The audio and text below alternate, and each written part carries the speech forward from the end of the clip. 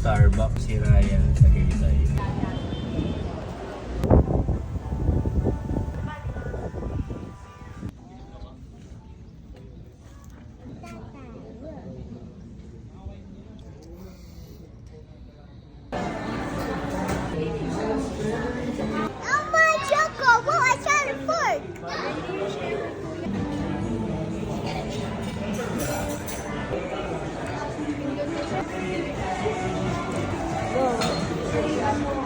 Grabe, ang daming tao.